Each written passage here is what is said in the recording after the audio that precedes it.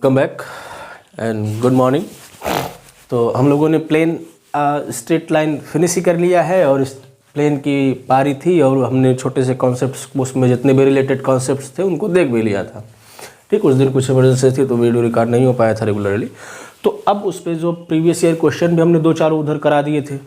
अब ये 2-4-5 क्वेश्चन जो हमने आपके लिए लिखे हैं किसी न किसी ईयर में पूछे गए हैं और बहुत ही इंपॉर्टेंट हैं, और अगर आप इन क्वेश्चंस को लगा लेते हैं तो नियरली प्लेन के सारे कंसेप्ट्स का यूज़ भी हो जाएगा और आपके PYQ के जो सीरीज़ है वो 3D की फिनिश भी हो जाएगी।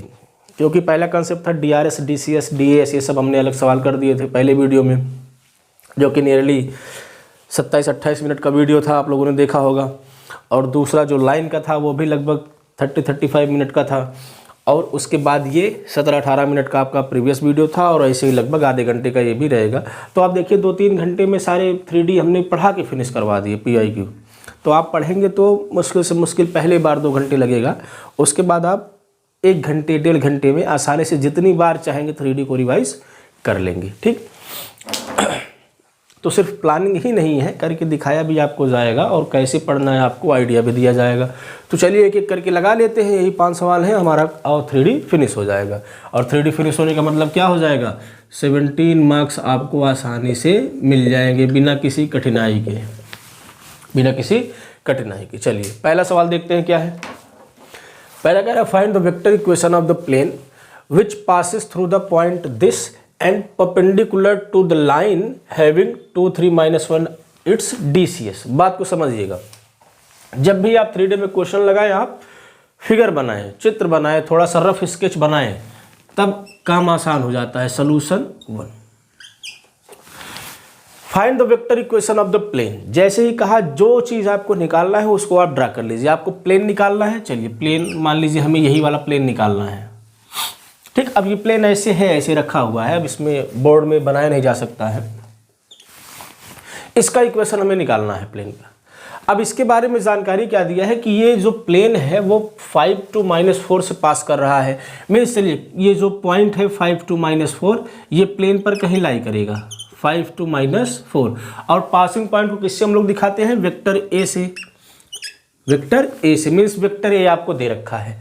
अब क्या करना है, प्लेन के लिए हमें पता है अगर नॉर्मल वेक्टर पता चल जाए तो प्लेन का इक्वेशन आसानी से आ जाता है। क्या हो जाता है, अगर नॉर्मल n है तो r-a डॉट n बराबर 0, यही plane passing through a point का इक्वेशन होता है। अब हमें क्या करना है, नॉर्मल निकालना है, और नॉर्मल के लिए ये जानकारी आपको दिया है कि ये जो प्लेन है and is perpendicular to the line having 2, 3, -1 as its DCS। DCS क्या होता है, लाइन के अलोंग यूनिट वेक्टर को रिप्रेजेंट करता है। तो देखिए इसका मतलब क्या हुआ, जो प्लेन है ये एक लाइन है, उसके परपेंडिकुलर है, और इस पर जो कोई वेक्टर है वो क्या है, 2, 3, -1।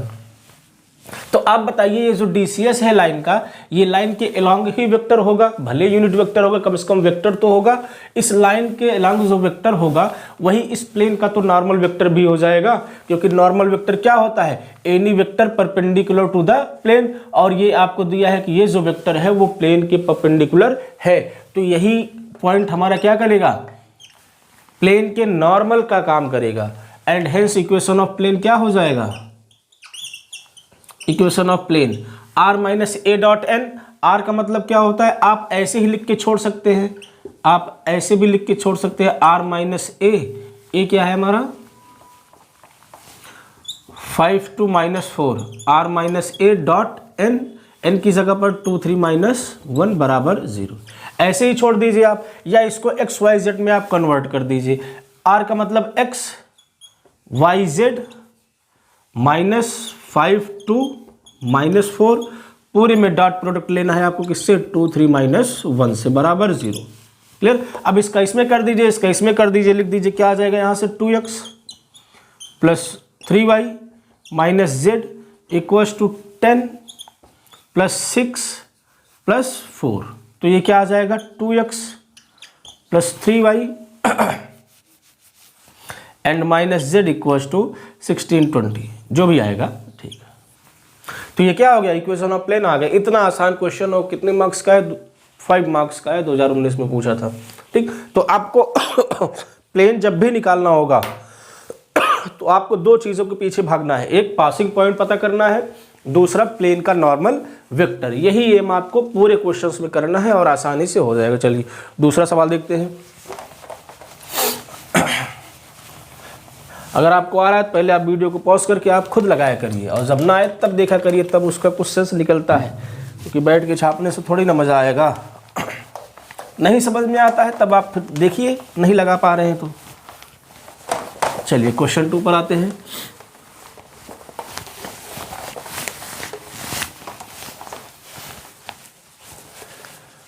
हाँ, क्वेश्चन 2 क्या कह रहा है? Find the equation of the plane which passes through the point, फिर से पासिंग पॉइंट दे दिया है, and perpendicular to the vector this. और इसमें मतलब क्वेश्चन जो है वो पहला वाला ही सेम ही है, यहां तक सेम ही है। पासिंग पॉइंट दिया है और एक परपेंडिकुलर वेक्टर दिया है, तो ये किसका काम करेगा? ये आपका वेक्टर एन हो जाएगा, ये वेक्टर एन हो जाएगा, और ये जो हो जाएगा क्या हो जाएगा? वेक्टर ए हो जाएगा। जैसे पहले में था सेम ही वैसे है।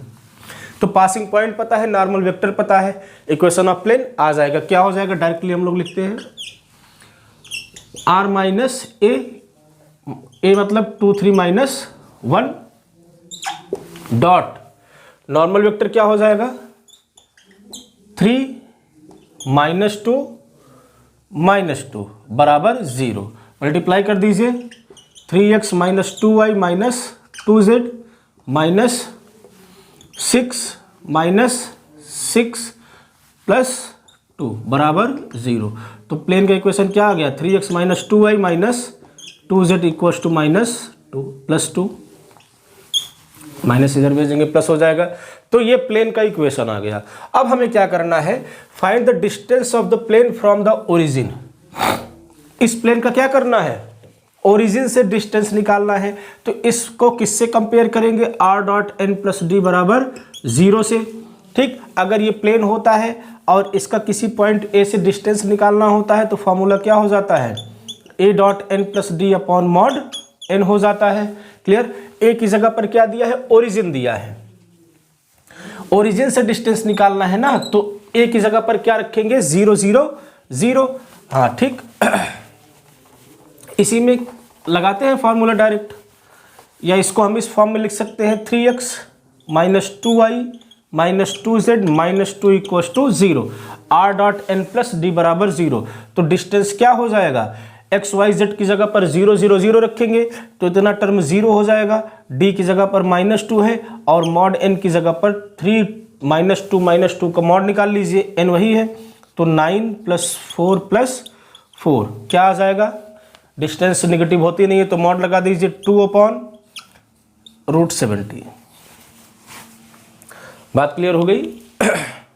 ये चलिए, आप एक काम और कर सकते थे। ये आपको equation of plane in general form आपने निकाला है, आप इसको क्या करिए? नॉर्मल फॉर्म में कन्वर्ट कर दीजिए। मीन्स नॉर्मल फॉर्म क्या होता है? r dot n cap equals to P.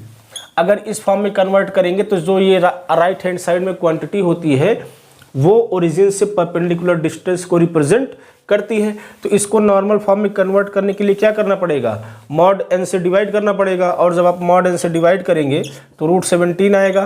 तो इक्वेशन ऑफ प्लेन क्या बन जाएगा? ये बन जाएगा 2/√17z इक्वल्स टू 2/√70। तो वहाँ से भी आप क्या कह सकते हैं कि जो p है वो 2/√70 है। मीन्स जो प्लेन का ओरिजिन से डिस्टेंस है, परपेंडिकुलर डिस्टेंस है, वो क्या है? 2/√17 है। यही करना था। दोनों तरीका आप अप्लाई कर सकते हैं। चलिए, ये भी 5 मार्क्स आपको गेन हो गए। ये तो 2 बार पूछा था, 2016 में, 2015 में। और आगे बढ़ते हैं।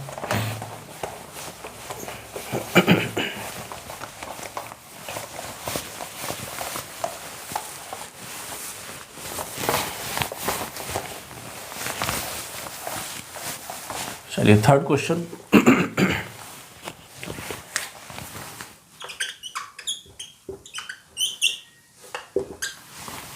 इसमें क्या कह रहा है? Find the vector equation of the plane passing through the point this this this. 3 point दिया है। ठीक, ऐसे मान लीजिए प्लेन हमारा ये है और इस पर हमें 3 पॉइंट्स दिए हैं। मान लीजिए ए है, क्या है वो? 2 2 -1। बी क्या है? 3 4 2 एंड C क्या है 7 0 6। ये 3 पॉइंट्स हैं और हमें इस प्लेन का इक्वेशन बताना है जिस पर कि 3 पॉइंट ये प्रेजेंट है। तो देखिए तीनों ही पासिंग पॉइंट हो सकते हैं, इनमें से किसी एक को हम पासिंग पॉइंट मान सकते हैं। तो मान लीजिए पासिंग पॉइंट जो है कोई एक ले लीजिए, पासिंग पॉइंट जो है P वो क्या हो गया 2 2 -1 हो गया, 2 2 -1 एक को मान लिया, आप किसी को भी मान सकते थे। अब हमें चाहिए क्या, नॉर्मल वेक्टर चाहिए। फॉर नॉर्मल वेक्टर क्या होता है, प्लेन के परपेंडिकुलर कोई वेक्टर। आप देखिए अगर हम A को C से ज्वाइन कर दें, A को B से ज्वाइन कर दें, क्या करें, A को C से ज्वाइन कर दें, A को B से ज्वाइन कर दें, तो जो वेक्टर AC होगा वो भी इसी प्लेन में होगा और जो वेक्टर AB होगा वो भी इसी प्लेन में होगा। मीन्स AC AB दोनों इसी प्लेन में है। तो अगर हम दोनों का क्रॉस प्रोडक्ट ले लें, हमें पता है ना कि अगर वेक्टर A और वेक्टर B दोनों एक ही प्लेन में है तो इनका क्रॉस प्रोडक्ट दोनों के परपेंडिकुलर होता है। तो नॉर्मल क्या हो जाएगा, AC क्रॉस AB हो जाएगा। दोनों का क्या हो जाएगा, कार्टेशियन क्रॉस प्रोडक्ट हो जाएगा, वेक्टर प्रोडक्ट हो जाएगा। तो निकाल दीजिए इनको, IJK AC मतलब C में से A को माइनस करिए या A में से C को माइनस करिए। चलिए इसमें से इसको माइनस कर देते तो क्या आ जाएगा 5 -2 7। ठीक, इसमें से हमने इसको माइनस कर दिया, अब इसमें से इसको माइनस कर दीजिए 1 2 3 2 माइनस माइनस प्लस हो जाएगा। क्लियर। अब इनको आप थोड़ा सा इवैल्यूएट कर लीजिए, क्या आ जाएगा, यहीं पे कर लेते हैं। I कैप का कोफिशिएंट क्या बनेगा, -6 -14 -20। ठीक, कैलकुलेशन आप चेक करते रहिएगा। ये आ जाएगा I कैप का कोफिशिएंट, फिर -J कैप आता है 15 - 7 8, ठीक, प्लस K कैप 10 + 2 12 हो जाएगा। तो ये क्या आ गया, -20 -8 एंड 12। ये हमारा नॉर्मल वेक्टर हमें पता चल गया। सो इक्वेशन ऑफ प्लेन क्या हो जाएगा, so equation of plane R - A को हमने ये मान लिया है 2 2 -2, R - A डॉट n क्या हो गया -20 -8 एंड 12 = 0। अब इसे आप XYZ कैसे भी करके सॉल्व करके छोड़ दीजिए। तो पासिंग थ्रू 3 पॉइंट का फार्मूला यही होगा, आपको इनमें से किसी एक को पासिंग पॉइंट मान लेना है और एक को फिक्स करके एक बार इसमें से माइनस करना है, एक बार इसमें से माइनस करना है। फिर जो दोनों वेक्टर आएंगे दोनों का क्रॉस प्रोडक्ट ले लेना है, वही क्रॉस प्रोडक्ट क्या बनेगा, हमारा नॉर्मल वेक्टर बनेगा। ठीक, उसके बाद R - A डॉट n में आप उठाकर पुट कर दीजिए, काम हो जाएगा। चलिए 3 क्वेश्चंस हो गए और आगे बढ़ते हैं।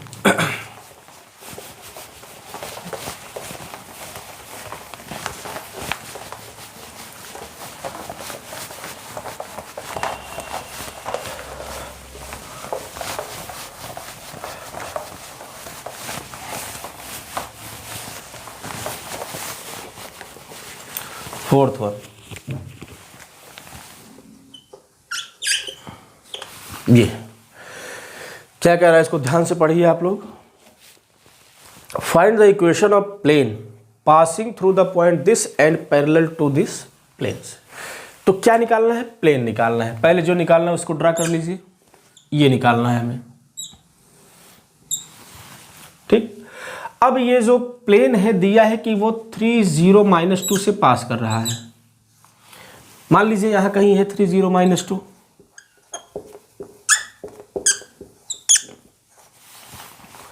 क्लियर। पासिंग पॉइंट हमें दे दिया है, ये वेक्टर ए का काम करेगा। अब आगे क्या कह रहा है कि ये जो प्लेन है ये दो वेक्टर्स दिए हैं उनके पैरेलल है। मीन्स मान लीजिए एक वेक्टर ये है, इसको क्या दिया है 3 -4 0, और एक वेक्टर मान लीजिए ये है, इधर भी हो सकता है कहीं भी हो सकता है, ये है 0 2 5। इसको कैपिटल ए मान लीजिए, इसको कैपिटल बी मान लीजिए। ये जो प्लेन हमें निकालना है ये इन दोनों वेक्टर्स के पैरेलल है। प्लेन का हमें पासिंग पॉइंट पता है, सिर्फ नॉर्मल पता चल जाए काम हो जाएगा। अब देखिए ये जो प्लेन है, ये प्लेन है, ये इसके भी पैरेलल है, इसके भी पैरेलल है, तो इनका जो क्रॉस प्रोडक्ट होगा ए और बी का, उसका डायरेक्शन दोनों के परपेंडिकुलर होगा।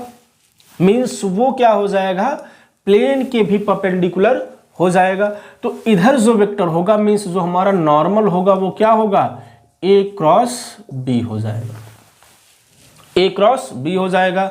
ए क्रॉस बी आप निकाल लीजिए, ए क्रॉस बी आप निकाल ही लेंगे आसानी से, यही क्या बन जाएगा, नॉर्मल बन जाएगा। और इक्वेशन ऑफ प्लेन क्या आ जाएगा,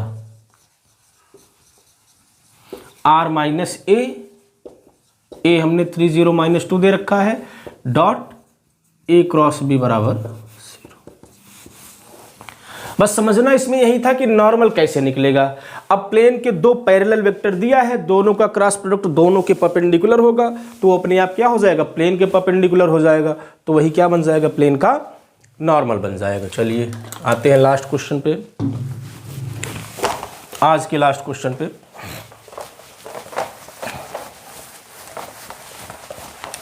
और ये बहुत ही इंपॉर्टेंट क्वेश्चन होगा और थोड़ा सा अलग भी है, तो इसको ध्यान से करिएगा, इसके पूछे जाने की संभावना ज़्यादा है। Fifth, find the vector equation of intersecting line. देखिए प्लेन में, और ये जो क्वेश्चन है प्लेन और लाइन के कंसेप्ट को कंबाइन करता है ना, दोनों आना चाहिए, तो इसीलिए भी ये इंपॉर्टेंट है। हमें क्या निकालना है, दो प्लेन दिया है, दो प्लेन दिया है, दो प्लेन जब इंटरसेक्ट करते हैं तो क्या मिलती है, लाइन मिलती है। उसी लाइन का इक्वेशन हमें निकालना है। तो पहले गिवन प्लेन्स को लिख लेते हैं। गिवन प्लेन्स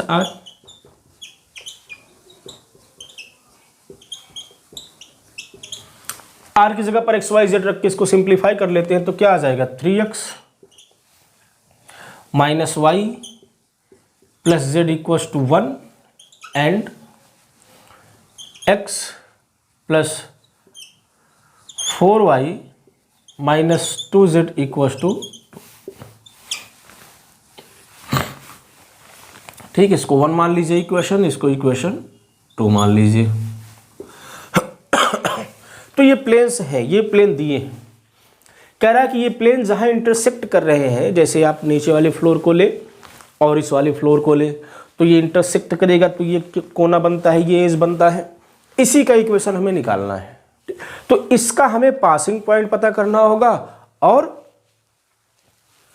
पैरेलल वेक्टर पता करना होगा। लाइन के लिए क्या क्या चाहिए, लाइन के लिए एक पासिंग पॉइंट चाहिए और एक पैरेलल वेक्टर चाहिए। प्लेन के लिए क्या चाहिए होता है, पासिंग पॉइंट चाहिए होता है, नॉर्मल वेक्टर चाहिए होता है ना। तो प्लेन में नॉर्मल चाहिए और लाइन में पैरेलल वेक्टर चाहिए। तो इसका पासिंग पॉइंट निकालना और पैरेलल वेक्टर निकालना, ये दो टास्क हैं।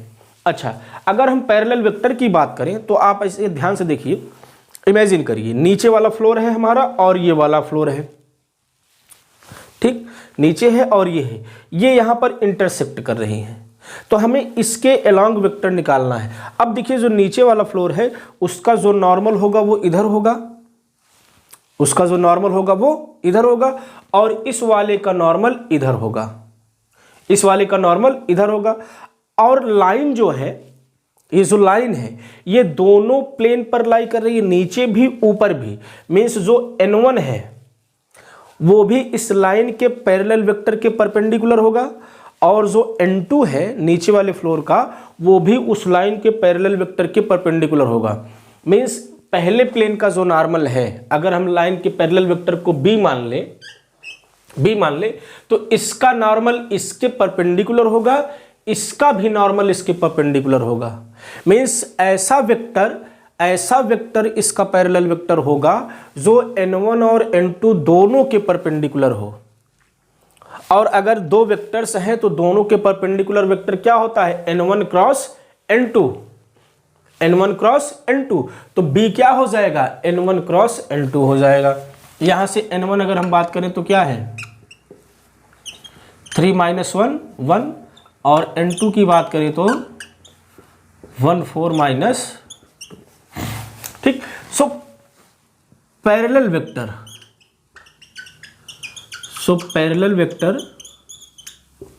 Of required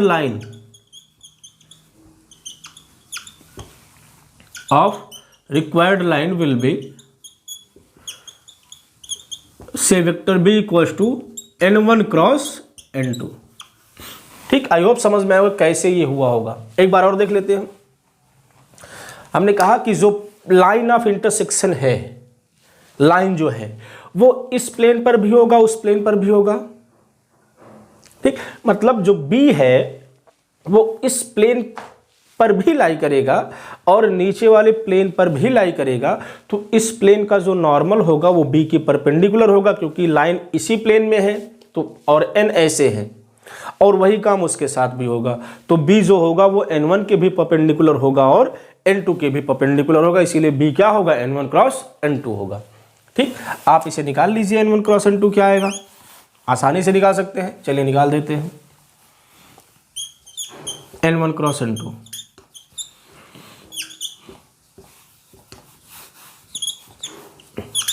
i cap j cap k cap, n क्या आया है हमारा 3 - 1 1 1 4 - 2। ठीक, कंप्यूट कर लीजिए। 2 - 4 - 2, यहाँ से 2 हो जाएगा प्लस में, और यहाँ से -4 आ जाएगा तो -2 आ जाएगा।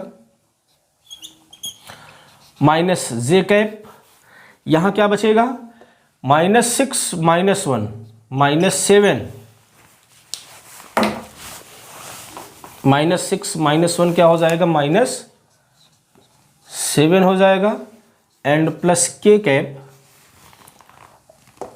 12 + 1 13। तो ये क्या आ गया -2 7 एंड 13। ठीक, ये क्या हो गया, बी हो गया, ये पैरेलल वेक्टर हो गया लाइन का। अब लाइन का अगर हमें पासिंग पॉइंट पता चल जाए, ए पता चल जाए, तो इक्वेशन ऑफ लाइन क्या हो जाएगा, आर बराबर a plus lambda times b, parametric form में। ठीक, तो अब हमारा एम जो है वो लाइन का पासिंग पॉइंट निकालना है। तो इस बात को आप ध्यान रखिए, इसको मैं यहाँ कहीं लिख लेता हूँ। चलिए ठीक है, उसको मिटा देता हूँ क्योंकि उधर का काम हो ही गया है, लास्ट वाले क्वेश्चन को रहने देता हूँ।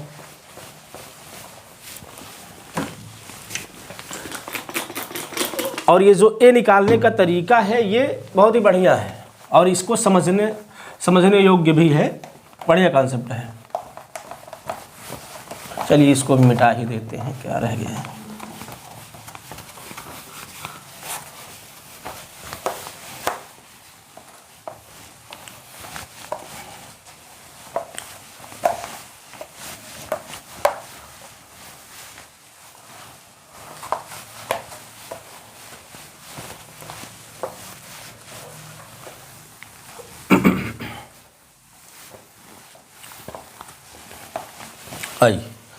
अब now to find the passing point of line.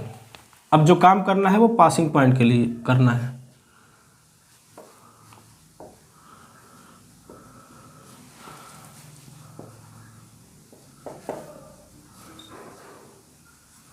ठीक, चलिए बहुत ध्यान से समझिएगा।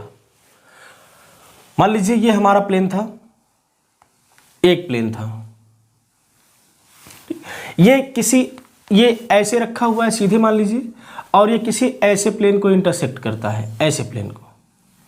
जैसे लैपटॉप होता है, आप उसको फ्लिप करके खोल देते हैं तो ये वाला ऊपर वाला हो गया, ये नीचे वाला हो गया, और जो कॉर्नर है वो पूरा हमारी रिक्वायर्ड लाइन हो गई। तो ये लाइन हमें निकालना है। ठीक, इस लाइन का हमें पासिंग पॉइंट निकालना है। मान लीजिए यहाँ पर कहीं है, पैरेलल वेक्टर तो आ गया, क्या आ गया -2, 7 एंड 13। अब ये जो पासिंग पॉइंट ए है इसका हमने मान लिया पोजीशन वेक्टर ए है। तो पोजीशन वेक्टर किसी पॉइंट का क्या होता है, कहीं पर ओरिजिन होगा, मान लीजिए यहां पर ओरिजिन है, तो ये जो वेक्टर ए है ये ओरिजिन से अगर कोई परपेंडिकुलर ड्रा करे तो उसका फुट ऑफ परपेंडिकुलर है। बात ठीक है। मीन्स जो ओ ए वेक्टर है, बात को ये इन्हीं बातों को आपको लिखना भी है, जो पासिंग पॉइंट ए है लाइन का उसको हम क्या मान सकते हैं, फुट ऑफ परपेंडिकुलर मान सकते हैं। किसका, ड्रॉन फ्रॉम द ओरिजिन। क्योंकि किसी भी जो वेक्टर होते हैं उनका पोजीशन वेक्टर कैसे डिफाइन होता है, वो पोजीशन वेक्टर होते हैं ओरिजिन के रिस्पेक्ट में होते हैं। तो इसका हमने पासिंग पॉइंट जो ए माना है उसको कैसे देख रहे हैं, उसको हम फुट ऑफ परपेंडिकुलर के रूप में देख रहे हैं जो कि ओरिजिन से ड्रा किया गया है। ठीक, इसका मतलब जो वेक्टर ओ ए है वो क्या है, लाइन के परपेंडिकुलर है, क्योंकि ये फुट ऑफ परपेंडिकुलर है ना। तो ये जो वेक्टर ओ ए बना वो क्या बना, लाइन के परपेंडिकुलर बना, मीन्स बी के परपेंडिकुलर बना। और हमें बी के परपेंडिकुलर दो और वेक्टर्स पता हैं, एक इधर n1 है, ऐसे इसको सिंबॉलिकली लिख ले, और एक क्या है n2 है। ठीक, ये ऐसे हैं एक दूसरे के परपेंडिकुलर। तो एक वेक्टर n1 था बी के परपेंडिकुलर, दूसरा वेक्टर n2 था बी के परपेंडिकुलर, और एक वेक्टर और आ गया OA, वो भी क्या है, बी के परपेंडिकुलर। मीन्स n1 n2 और a तीनों वेक्टर्स ही क्या हैं, बी के परपेंडिकुलर हैं। तीनों वेक्टर्स ही क्या है, बी के परपेंडिकुलर है। इसका मतलब क्या हुआ कि जो b है, ये जो a n1 n2 है, ये तीनों एक ही प्लेन में है। ये तीनों क्या है, एक ही प्लेन में है। बात क्लियर है भाई। ऐसे कुछ केस बन रहा है, मान लीजिए ये प्लेन है, इसी में n1 भी है, n2 भी है, a भी है, और जो b है वो ऐसे है। इसी केस में जो b है वो तीनों के परपेंडिकुलर हो पाएगा। तीनों अगर एक ही प्लेन में नहीं होंगे तो b कम से कम एक के परपेंडिकुलर नहीं रह जाएगा। तो इससे क्या सिद्ध होता है कि जो n1 है, n2 है और OA है, they are coplanar, they are coplanar. ये तीनों एक ही प्लेन में है, और जब कोई वेक्टर एक ही प्लेन में होता है तो उनको एक दूसरे के लीनियर कॉम्बिनेशन में लिखा जा सकता है। मीन्स हम क्या कर सकते हैं, वेक्टर OA को समझ ले lambda times n1 plus mu times n2 लिख सकते हैं। मीन्स किसी भी दो वेक्टर के मदद से हम तीसरा वेक्टर बना सकते हैं, क्योंकि तीनों एक ही प्लेन में है। कुछ स्केलर से मल्टीप्लाई करके एडिशन सब्सट्रैक्शन करना पड़ेगा, लेकिन तीसरा वेक्टर बन जाएगा। तो यहाँ से हमें ये मिला। अब इसमें हम सबकी वैल्यू उठा कर रखते हैं। अब बस आपको सॉल्व करना रह गया है थोड़ा सा। इसमें जो समझने की बात थी वो यही थी कि ये कहाँ से आएगा। ये यहाँ से आएगा कि जो वेक्टर A, वेक्टर n1 और वेक्टर n2 होंगे वो कोप्लेनर हो जाएंगे, तीनों B के परपेंडिकुलर होने के नाते। और OA को हमने क्या माना है, फुट ऑफ परपेंडिकुलर मान लिया है A को। चलिए, तो हमें क्या मिल गया यहाँ से, vector A equals to lambda n1 क्या था, देखिए हमने रब कर दिया। एक मिनट देखते हैं। n1 क्या था हमारा, आपको याद हो तो आप करिए, बुक हमें खोलना पड़ेगा क्योंकि ध्यान नहीं दिया, हमने रब कर दिया।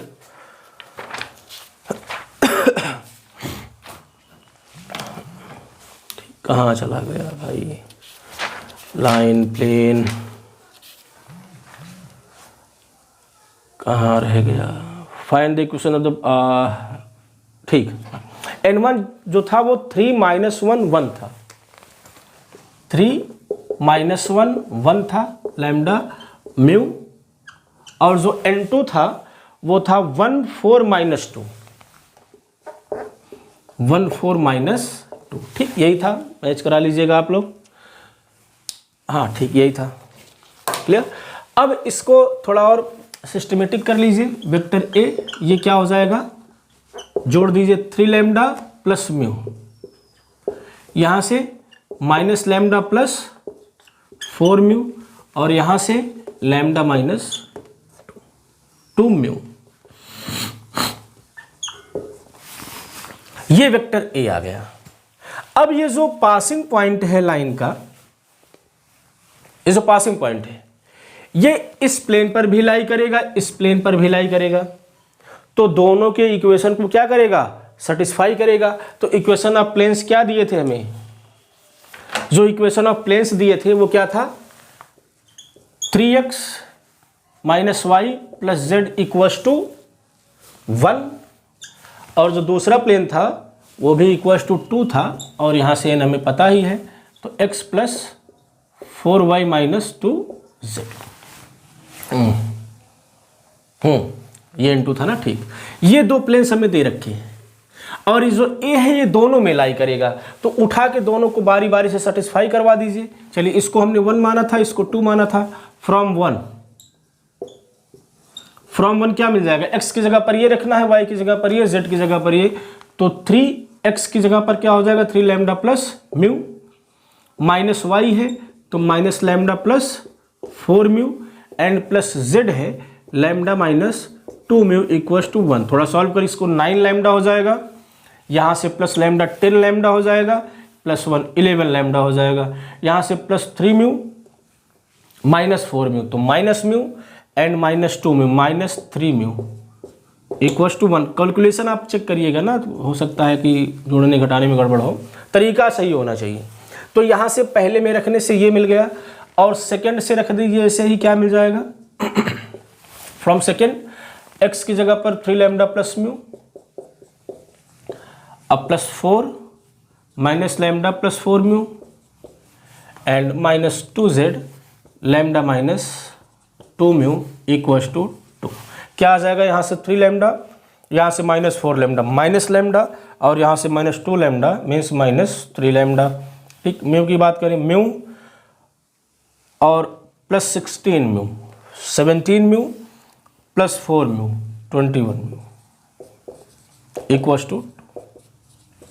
अब इनको a और b को सॉल्व करिए, लैम्डा और म्यू की वैल्यू निकाल लीजिए, आसानी से निकल जाएगा, और इस लैम्डा म्यू की वैल्यू को उठाकर इसमें रख दीजिए, पासिंग पॉइंट पता चल जाएगा, नॉर्मल पता चल ही चुका है, तो इक्वेशन ऑफ लाइन क्या हो जाएगा, r बराबर a प्लस लैम्डा। बस इतना करना है आप। तो एक बार पूरा इसको, इस क्वेश्चन को आप 2-3 बार बढ़िया से लगाइए, इसको समझिए, ये इंपॉर्टेंट क्वेश्चन है। इसमें क्या किया था, 2 प्लेन दिया था, कह रहा था कि दोनों प्लेन जहाँ इंटरसेक्ट कर रही हैं वो एक लाइन है, उस लाइन का आपको इक्वेशन निकालना था। तो जो लाइन था वो दोनों प्लेन में लाई करेगा, तो दोनों के नॉर्मल के ही परपेंडिकुलर होगा, तो जो बी वेक्टर होगा पैरेलल वेक्टर वो n1 के भी परपेंडिकुलर होगा, n2 के भी परपेंडिकुलर होगा, तो इसका मतलब बी क्या होगा, n1 क्रॉस n2। ठीक, पासिंग पॉइंट के लिए हमने क्या किया, मान लिया पासिंग पॉइंट वेक्टर ए है, तो वेक्टर ए को हमने कैसे देखा, foot of perpendicular drawn from the origin to the line at the point vector A.